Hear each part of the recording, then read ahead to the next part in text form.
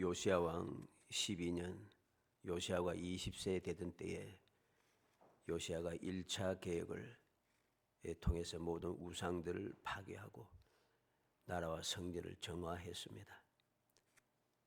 우리가 지난 시간에 살펴본 말씀인데 그 역사가 일어나기 전에 요시야가 12년에 한 번 개혁을 일으켰다는 거죠. 그 내용이 역대하 34장 3절로 7절에 기록되어 있습니다.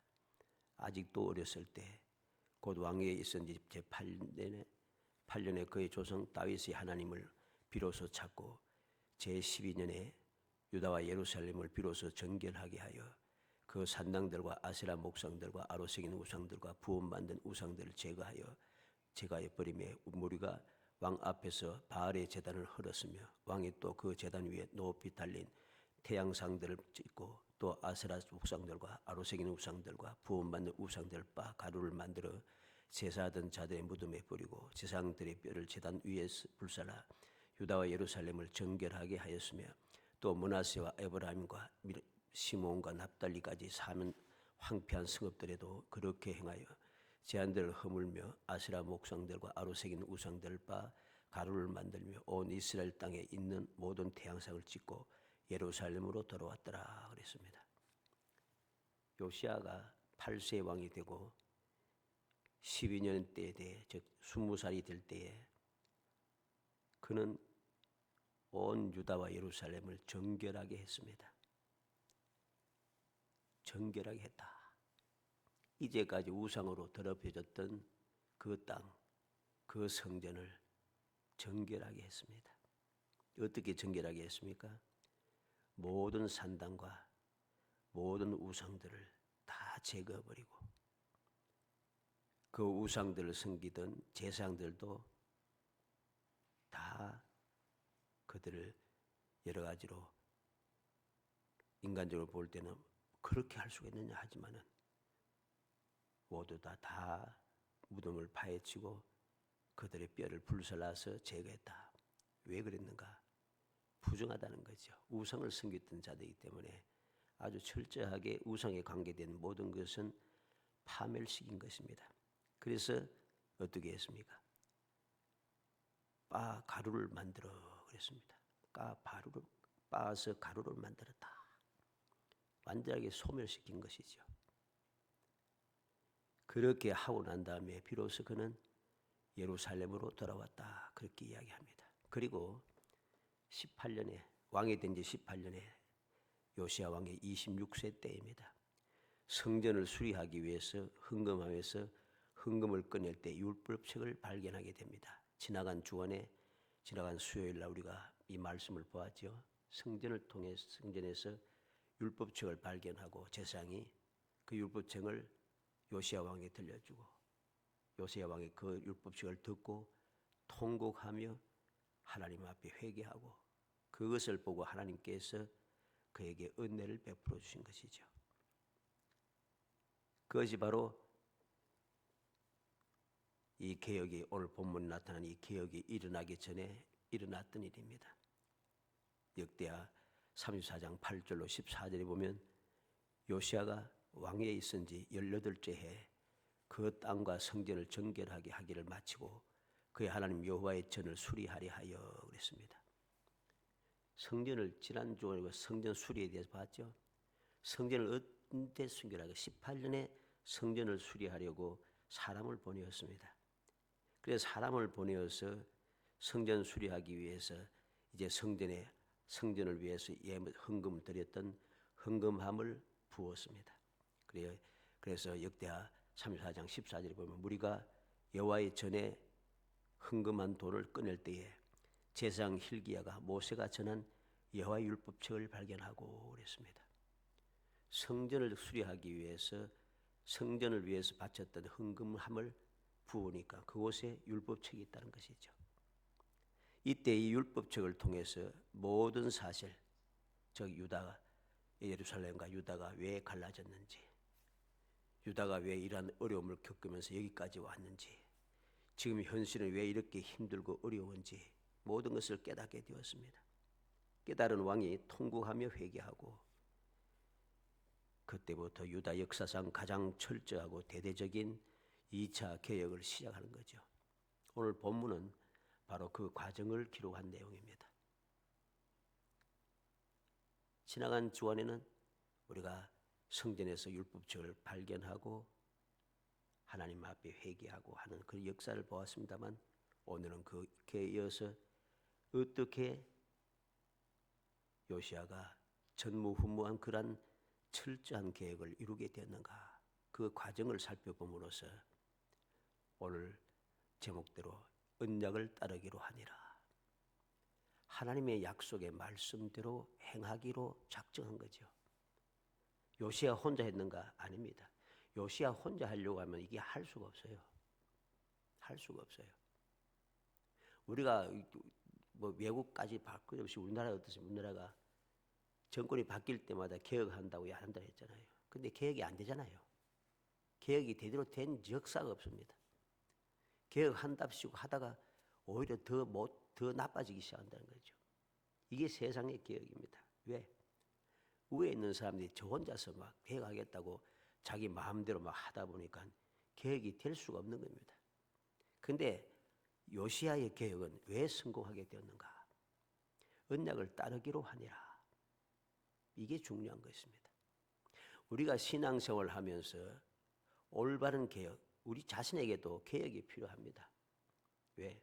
우리는 처음 예수를 믿고 처음에 잘 모르며 살아왔습니다마는 또 점점 믿음의 생활을 하면서 하나님의 은혜도 체험하고 이렇게 하면서 쭉 계속 신앙생활을 해오다 보면 어느 순간 나도 모르게 세상에 살다 보니까 또 주위에 많은 다른 믿음의 사람들 하는 것을 보면서 나도 모르게 거기에 물들기 시작해요. 물들게 보니까 처음에 그 열정적인 믿음, 처음 사랑, 온전한 믿음을 가지고 주님의 사랑을 깨닫고 하나님의 사랑을 깨닫고 성령의 도우심을 깨달으며 내가 주님만 바라보고 살겠다고 했던 그 열심, 이건 어느덧 사라지고 타성에 젖어서 그냥 같이 그냥 가는 거예요. 그냥 신앙생활 내가 그냥 신앙생활 한다 하고서는 교회생활 그냥 하는 거예요. 그냥 앞서가는 사람들이 하듯이 나도 똑같이 앞서가는 따라가고 뒤에서 밀고 오니까 같이 또 밀려가고 변함이 없어요. 이리 되다 보니까 우리의 신앙생활이 심각한 문제가 발생하는 겁니다. 왜? 처음의 열심과 그 사랑과 은혜와 그 감사와 감격이 사라지고 세상에 살아가다 보니까 내 눈에 보이고 귀에 들리고 하는 모든 것들이 다 사람들이 하는 일이죠. 교회 밖에 나가면 세상 사람들이 보이고 세상의 소리가 들리고 교회 안에 들어오면 역시 교인들이 보이고 교인들의 소리가 들리고 어디겠어요? 신앙생활은 하나님을 바라보고 하나님의 음성을 들으며 하나님의 뜻대로 살아가는 신앙생활인데 교회 안에서나 교회 밖에서나 사람만 보고 사람의 소리만 듣고 살아가니 신앙생활이 안 되는 겁니다. 이걸 알아야 돼요. 그래서 나 자신을 살펴보면 어느덧 타성에 젖어 있습니다. 타성에 젖어서 그냥 그렇게 신앙생활을 한다는 거죠. 엄격히 따지면 신앙생활이 아닌데 신앙생활이라고 생각하고 착각하면서 나름대로 충성되다고 착각하면서 그렇게 살아가는 거죠. 그러니 문제들이 자꾸만 발생하기 시작하는 거예요. 끊임없이 이어지기 시작하는 거예요. 감당할 수 없는 일도 자꾸 생기고. 그러면 올바른 신앙생활을 하면 문제가 안 생기가? 문제 생겨요. 근데 다른 게 있어요. 내가 온전한 믿음의 생활을 끝까지 쭉 변함없이 이어가면은 문제가 생겨도 괜찮아요. 왜? 하나님께서 그 문제를 해결하게 역사하시기 때문입니다. 그래서 놀라긴 하지만 문제가 생겨서 놀라긴 하지만은 그래도 하나님의 은혜가 있으므로 그 놀랄 수밖에 없는 그 문제를 하나님께서 친히 역사하셔서 아름답게 선하게 합력하여 선을 이루는 역사가 일어나는 거죠. 그래서 믿음의 사람들은 그렇게 힘들고 어려운 과정 속에서도 하나님만 바라보고 감사하고 찬송하며 살아가는 이유가 바로 거기에 있는 거예요. 그래서 그것이 감사하여서 은혜 가운데 살게 되고 또 실제로 많은 문제가 생겼지만 그 문제가 나를 해치지 못하는 거죠. 해치지 못하고 오히려 그러나 해서 나는 더 평안해지고 나는 더 기뻐지고 나는 더 존귀해지고 나는 더 행복해진다는 것입니다. 이걸 아니까 아무런 두려움 없이 평안 가운데, 주님의 평안 가운데 우리는 기뻐하고 즐거워하며 감사하며 찬송하고 살아가는 것이죠. 그래서 이것을 아니까 온전한 이 믿음을 가지고 간증한 믿음의 생활을 하는 사람들은 다윗처럼 또는 바울 사도처럼 앞서간 모든 사도들처럼 믿음을 지켜라. 말씀을 기억하고 처음 받았던 그 복음, 처음 받았던 그 믿음 잊어버리지 말고 그것을 붙잡고 살아가라. 자꾸만 가르치는 거예요. 왜? 그렇게 하니까 너무 행복하다는 거죠. 사람의 상상을 초월한 역사가 일어나더라는 것입니다. 그래서 항상 그들은 스스로도 말씀대로 살았고 언약을 따르기로 작정하고 언약을 따르며 살았고 후손들에게도 그렇게 하라고 가르치고 본을 보이고 그렇게 살아가는 것이고 그래서 그 놀라운 축복은 끊임없이 이어지게 되는 것입니다. 오늘 말씀도 그러합니다. 요시야 왕은 하나님의 말씀을 듣고서야 비로소 온전한 것을 깨달았어요. 그는 하나님의 말씀 율법책을 보기 전에도 듣기 전에도 하나님만 믿으면서 개혁도 하고 다 했어요. 근데 하나님의 뜻의 말씀대로 언약대로 행하지는 못했어요. 다 한 같은데. 왜? 모르니까. 그러나 그 하나님을 향한 믿음, 하나님을 향한 그 마음, 그것을 귀하게 보신 하나님께서는 그 마음에 성전을 수리하고자 하는 마음을 넣어주시고 성전을 수리함으로 말미암아 하나님의 언약의 말씀이 숨겨졌던 말씀이 나타나고 그 말씀을 들음으로 말미암아 하나님의 뜻을 깨닫게 된 것입니다. 그래서 그는 바로 이 언약을 따르기로 마음에 작정하고 혼자만 하면 안 되니까 혼자 말씀대로 살고 혼자 개혁해갖고 개혁이 안 되잖아요. 그래서 그는 이 언약의 말씀을 따르기로 혼자 작정한 게 아니고 모든 백성들과 함께 말씀을 듣고 말씀대로 따르기로 작정을 한 겁니다. 그때야 비로소 온전한 개혁이 시작된 거죠. 두 번째 개혁입니다. 모든 장로를 모아서 성전에 그는 올라가고 있습니다. 오늘 1절 말씀이죠. 왕이 보내 유다와 예루살렘의 모든 장로를 자기에게로 모으고 그랬습니다. 이에 왕이 2절에 여호와의 성전에 올라가매 모든 장로들을 모아서 성전으로 올라가고 있다. 그래서 첫 번째 생각한 제목은 올라가서 무엇을 하나 입니다. 요시야 왕이 모든 장로들을 불러 모아서 예루살렘 성전으로 올라갔는데 올라가서 무엇을 하는가? 이건 중요한 것입니다. 우리는 일반적으로 생각해서 성전에 올라가서 무엇을 하나 아무 생각이 없어요. 물론 생각이 없다는 것도 좀 이상한 말씀이긴 하지만은 성전에서 뭐 아무것도 안 하기는 뭐 아무 생각도 없나? 성전에 와서 기도하고 성전에서 예배드리고 성전에서 찬송하고 성전에서 교제하고 뭐 말잖아요.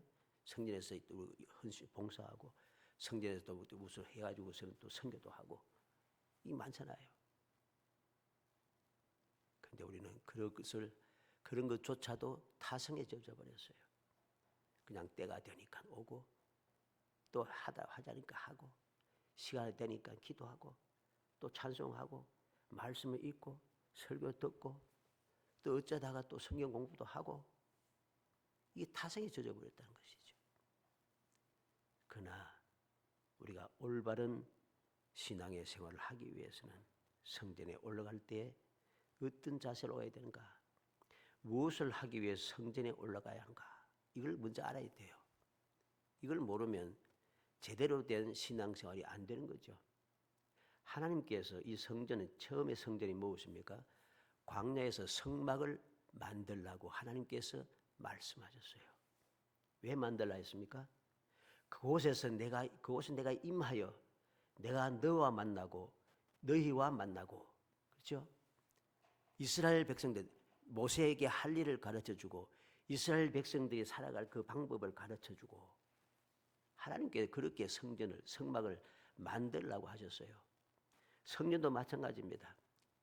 성전도 이게 다윗이 또는 솔로몬이 성전 건축했다, 그 사람의 눈에 보기엔 그렇죠. 그런데 아니에요.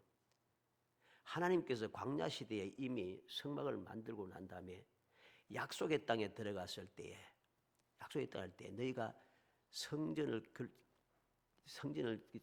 중앙 성전을 건축하려고 할 때 마음대로 건축하지 말고 하나님께서 정하시는 곳에 성전을 건축하라고 말씀을 했어요, 벌써. 그리고 그 말씀이 바로 누구에게 시작되는가? 첫 번째 왕인 사울에게 시작되는 것이 아니고 두 번째 왕인 다윗에게 시작됩니다. 왜? 다윗이 어떤 마음을 가졌어요? 하나님의 성전을 세우고자 하는 마음이 있었어요. 그 마음에 있는 그 다윗에게 하나님께서 기회를 주신 거죠.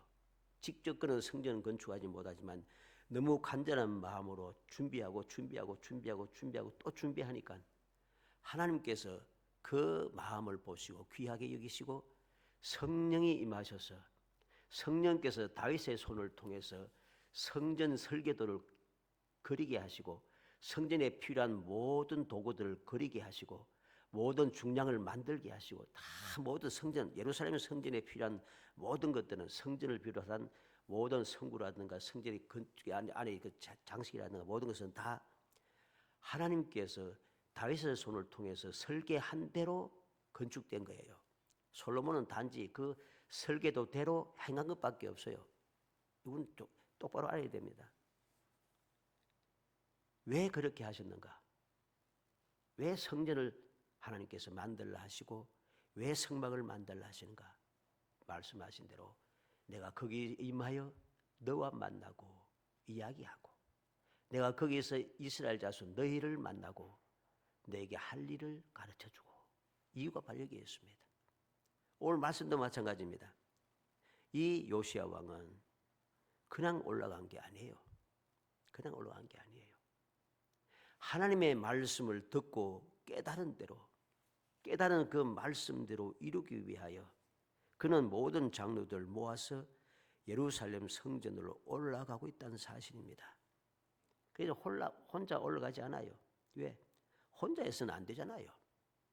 어떻게 할 수 있겠어요? 그래서 모든 장로를 다 불러 유다와 예루살렘의 모든 장로를 불러 모아쓰고 함께 올라갑니다. 뿐만 아니라 이제 2절 말씀 중간에부터 보니까 유다 모든 사람과 예루살렘 주민과 제사장들과 선지자들과 모든 백성이 노소를 막론하고 다 왕과 함께 한지라. 요시야 왕은 성전에 올라가는데 올라가서 무엇을 하는가? 혼자 올라가지 않고 모두 다 같이 올라간다는 것이죠. 올라가서 무엇을 했습니까? 이제 2절 말씀 하반절에 왕이 여호와의 성전 안에서 발견한 언약책의 모든 말씀을 읽어 우리의 귀에 들리고, 올라가서 무엇을 했는가? 함께한 모든 사람들에게 여호와의 모든 말씀을 다 읽어줍니다. 하나하나 그 모든 내용들 다 읽어줘서 모든 사람들이 다 알게 합니다. 이게 중요한 거죠. 우리는 왜 성전에 올라가는가? 우리는 하나님의 말씀을 듣고 깨닫기 위하여, 하나님의 뜻을 알고 뜻대로 살기 위하여 우리는 그러한 신앙의 기본 자세를 가지고 성전에 올라가야 합니다. 다른 생각을 가지고 다른 마음을 가지고 성전에 올라가면 백날 왔다 갔다 해봐야 우리의 신앙생활, 우리의 그 모든 가정이라든가 모든 소위 개혁이 일어나지 않아요. 개혁이 일어나지 않으면 우리가 시시때때로 하나님의 은혜를 받기는 하지만은, 왜? 하나님의 자녀니까 그냥 버려두면 안 되니까 은혜를 받기는 하지만은 그래도 너무 힘듭니다. 하나님의 뜻을 온전히 알고 온전히 살지 못하기 때문이죠. 그래서 성전에 올라가서 가장 먼저 해야 할 일은 말씀을 듣고 말씀을 깨달아야 하는 것입니다. 그래서 두 번째는 올라가서 무엇을 하는가? 여호와께 순종하고 말씀대로 온전하게 이루리라고 언약을 세우는 것입니다. 3절 말씀입니다. 왕이 단 위에 서서 여호와의 앞에서 언약을 세우되 마음을 다하고 뜻을 다하여 여호와께 순종하고 그의 계명과 법도와 율례를 지켜 이 책에 기록된 이 언약의 말씀을 이루게 하리라 하며 백성이 다 그 언약을 따르기로 하니라. 말씀대로 온전히 이루겠다고 하는 여호와께 순종하고 여호와의 말씀대로 온전히 이루겠다고 언약을 하나님 앞에 세웠다는 거죠. 모든 백성이 다 언약을 따르기로 하니라. 혼자 한 것이 아닙니다. 지도자들만 위에서만 한다고 한 것이 아닙니다. 모든 백성들이 노소를 막론하고 그랬습니다. 모두가 다 한마음 한뜻이어서 하나님의 말씀을 듣고 하나님의 말씀대로 하겠다 작정을 하고 언약을 세운 것이죠. 이게 바로 성전에 올라가서 해야 할 일이란 사실이죠. 두 번째로 지체하지 않고 언약을 실행했다는 것입니다. 그는 언약을 말씀을 듣고 언약 하나님의 뜻을 알았습니다. 알고 나서 이거 지금 한꺼번에 다 하기 힘드니까 차차 점차적으로 순서 절차를 따라서 모든 사람들이 맞춰가지고서 또 상황을 보고 환경을 따라서 또 형편에 따라 우리가 하나하나 맞춰서 또 고쳐 나가자. 이게 안 됩니다. 그러면 개혁이 안 돼요. 그러면 온전한 신앙생활을 할 수가 없게 돼요. 이제까지 우리가 그렇게 살아왔잖아요. 그게 안 되는 겁니다. 그래서 두 번째 해야 할 일은 지체하지 않고 언약한 것을 지켜야 한다는 소리입니다. 언약을 실행해야 한다는 겁니다. 어떻게 실행합니까? 첫 번째, 언약을 철저하게 실천하는 겁니다. 4절로 14절의 말씀입니다. 4절 14절에 보면 왕이 대제사장 hil기야와 모든 부제사장들과 문을 지킨 자들에게 명령하여 바알과 아세라와 하늘의 이를 성신을 위하여 만든 모든 그릇들을 여호와 성전에서 내다가 예루살렘 바깥 기드론 밭에서 불사르고 그것들이 죄를 베델로 가져가게 하고 옛적 유다 왕들을 세워서 유다 모든 성읍과 예루살렘 주위의 산당들을 분양하며 우상을 섬기게 한 제사장들 폐하며 또 바알과 해와 달과 별과 별대와 하늘의 모든 별에게 분양하는 자들을 폐하고 또 여호와의 성전에서 아세라상을 내어다가 예루살렘 바깥 기드론 시내로 가져다가 거기에서 불사르고 빻아서 가루를 만들어 그 가루를 평면의 묘지에 뿌리고 그 내용을 보면 쭉 이제 어떻게 언약을 실천하는가 내용이 14절까지 자세히 기록됩니다. 성전에서부터 벌써 1차 개혁을 했는데도 지금 말씀해 보는 거 어때요? 아직도 성전 안에 바알과 아세라와 하늘의 일월 성신을 위하여 만든 그릇이 그대로 있어요. 그것은 다 금그릇이겠죠. 금은 그릇들입니다. 근데 이게 가치가 있잖아요. 그러니까 남겨두었겠죠. 그런데 그것도 역시 완전하게 제거합니다. 뿐만 아니라 그동안은 이렇게 우상들에게 제사하던 제사장들이 우상에게 제사하면서 또 예루살렘 성전에 와서 하나님께도 제사하고 했어요. 그것을 못하게 막아버린 거죠. 우상에게 제사하던 사람은 완벽하게 제거해버립니다. 죽였다는 소리가 아니고 그들의 제사장 직분을 폐하였다는 것이죠. 다시는 제사장의 직분을 감당하지 못하게 그들 폐하여 물려가게 했다는 소리입니다. 그러니까 모든 우상들을 다 제거하기 시작합니다. 예루살렘 성전에서부터 시작이 됩니다. 예루살렘 성전에서부터 시작해서 예루살렘과 유대와 그 모든 땅에 이스라엘 땅에까지 쫙 가면서 모든 것을 다 제거하기 시작합니다. 완벽하게 철저하게 언약을 실천하여 하나님의 첫 번째 1계명에서 3계명 이르기까지 4계명 이르기까지 하나님께 대한 첫 번째 계명, 하나님을 경외하기 위해서 어떻게 해야 되는가? 그게 뭡니까? 우상을 섬겨서는 안 되는 거잖아요. 우상을 만들어서도 안 되고 바로 그 계명이 1계명에서 4계명까지 이루어졌잖아요. 그걸 철저하게 제거하는 것이 한 거죠. 언약을 철저하게 실행했다. 두 번째는 어떻게 실행하는가? 예언을 이루었다는 것입니다. 이 요시야 왕이 예언을 이루었다 하는 것은 중요한 겁니다. 왜 중요한가? 이것은 억지로 내가 생각해가지고 산 게 아니기 때문입니다. 우리는 이스라엘 왕이 아합의 그 군대 장관이었던 예후가 하나님의 뜻에 따라서 아합의 집을 멸하고 이제 이스라엘의 왕이 되겠다고 되도록 하라고 하나님께서 선지자를 통해서 말씀했습니다. 그렇게 기름 부음 받은 예후는 어떻게 했습니까? 보여주기 위해서 계획을 했습니다. 한 레위 사람을 불러다가 자기의 병거에 태우고 이제 내가 하나님께 대해서 얼마나 열심히 있는지 내가 보여줄게 하고서는 가서 모든 우상의 제사장들, 우상을 섬기는 자들, 바알을 섬기고 아세라를 섬기는 자들을 우상의 제단에다가 다 집어넣습니다. 그리고 그들을 다 멸하는 것이죠. 보여주기 위해서 계획을 했다는 겁니다. 그런데 이 요시야 왕은 그렇지 않아요. 하나님의 말씀대로 하나님과 언약을 맺은 대로 그 계명대로 온전하게 철저하게 행하니까 자연스럽게 예언이 이루어졌다는 소리입니다. 그래서 15절로 20절에 또한 이스라엘에게 범죄하게 한 느바스의 아들 여로보암이 베델에 세운 제단과 산당을 왕이 헐고 또 그 산당을 불사르고 빻아서 가루를 만들며 또 아세라 묵상을 불살랐더라. 요시야가 몸을 돌이켜 산에 있는 무덤들을 보고 보내어 그 무덤에서 해골을 가져다가 제단 위에 불살라 그 제단을 더럽게 하니라. 이 일을 하나님의 사람이 전하였더니 그 전한 여호와의 말씀대로 되었더라.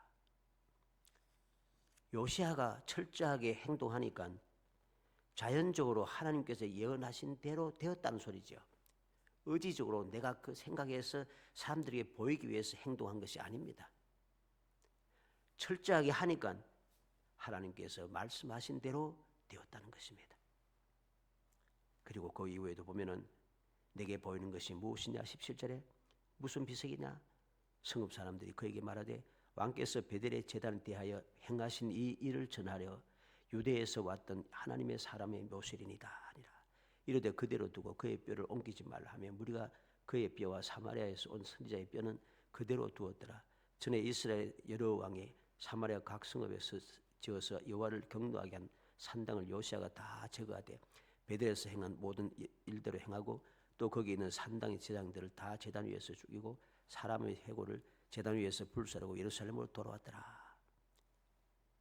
이 말씀이 어디에서 예언되었습니까? 열왕기상 13장 1절로 2절에 보면 보라 그때 하나님의 사람이 여호와의 말씀으로 말미암아 유다에서부터 베델에 이르니 마침 여로보암이 제단 곁에 서서 분향하는지라 하나님의 사람이 제단을 향하여 여호와의 말씀으로 외쳐 이르되 제단아 제단아 여호와께서 이와 같이 말씀하시기를 다윗의 집에 요시야라 이름하는 아들을 낳으리니 그가 내 위에 분향하는 산당 제사장을 내 위에서 제물로 바칠 것이요 또 사람의 뼈를 내 위에서 사르리라 하셨느니라. 하나님께서 요시야가 태어나기도 수십 년 전에 이미 요시야라고 하는 이름까지 주시면서 그 요시야가 태어나서 바로 이 제단을 어떻게 헐고 어떻게 파괴할 것인가 하는 것을 말씀하셨어요.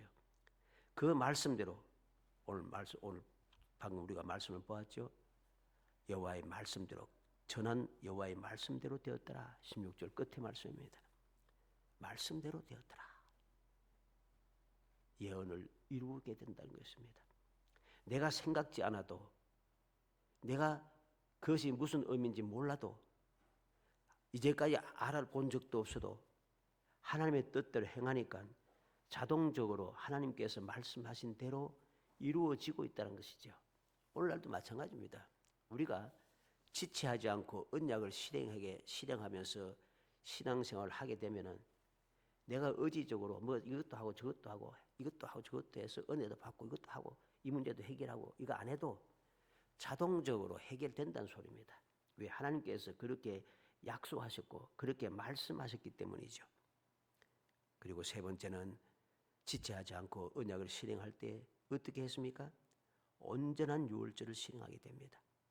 21절로 23절에 왕이 뭇 백성에게 명령하여 이르되 이 언약책에 기록된 대로 너희 하나님 여호와를 위하여 유월절을 지키라 하며 사사가 이스라엘을 다스리던 시대부터 이스라엘 여러 왕의 시대와 유다 여러 왕의 시대에 이렇게 유월절을 지킨 일이 없었더니 요시야 왕 18째 해에 예루살렘에서 여호와 앞에 이 유월절을 지켰더라. 철저하게 온전한 유월절을 실행하고 있다는 것입니다. 우리는 바로 이 요시야 왕이 행하는 일들을 기억해야 됩니다. 요시야 왕이 하는 일들, 하나님의 성전에 올라가서 무엇을 하는가? 하나님의 말씀을 다 알도록 가르쳐주고 그리고 말씀대로 살겠다고 언약을 세우고 그 다음에 언약을 세우고 뭘 합니까? 언약을 세워서 이제부터는 이제 그렇게 하도록 힘쓰고 애쓰자 이게 아니고 바로 지체하지 않고 바로 언약을 실행하기 시작합니다. 언약을 철저하게 실천하고 그러다 보니까 예언이 저절로 이루어지고 또 그렇게 하다 보니까 저절로 온전한 유월절을 실행하게 된 것이죠. 이 유월절은 사사시대부터 시작해서 바로 이 요시야 왕 이전까지 이렇게 유월절을 지킨 적이 없다는 것입니다. 이렇게 유월절을 지킨 적이 없다고 말씀하고 있어요. 그만큼 이제까지 사람들이 사사시대부터 시작해서 다윗을 지나서 많은 히스기야를 지나서 지나오면서 믿음이 좋은 사람 많았잖아요. 근데 이렇게 유월절 지키는 사람이 없어요. 유월절을 제대로 안 지켰다는 소리죠. 이 말은. 희한하지 않습니까? 그런데 하나님 말씀대로 제대로 알게 되니까 제대로 유월절을 실행하게 되고 제대로 실행하니 하나님께서 그 모든 것을 다 귀하게 보시고 모든 후대 사람에게 교훈이 되게 하기 위하여 이 말씀이 기록된 것입니다. 기억해야 됩니다. 요시야가 행한 이 모든 일들이 왜 기록되었는가? 후대 우리에게 교훈을 삼기 위하여. 왜 교훈을 삼게 하시는가?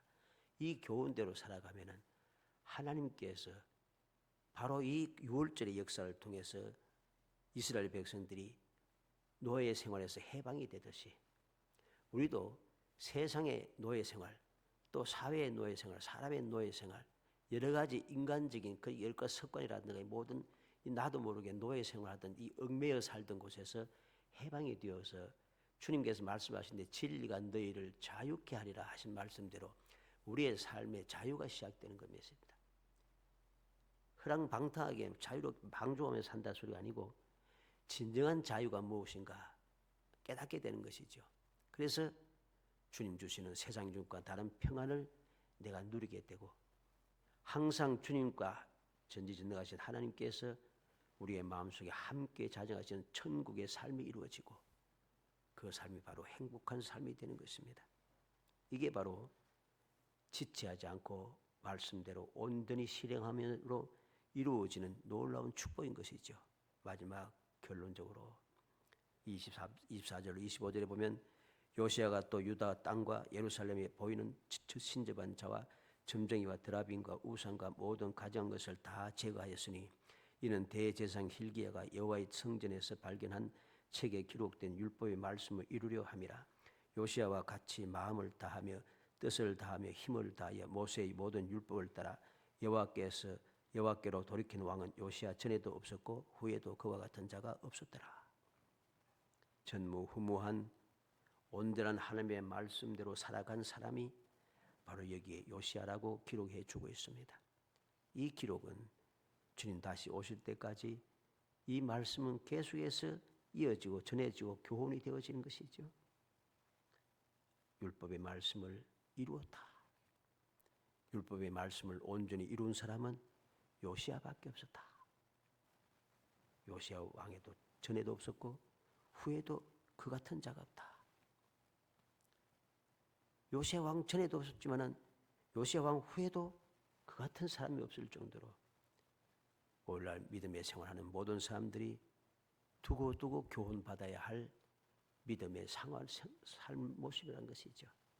살아가는 성도 여러분, 우리는 언약을 따르기로 하니라.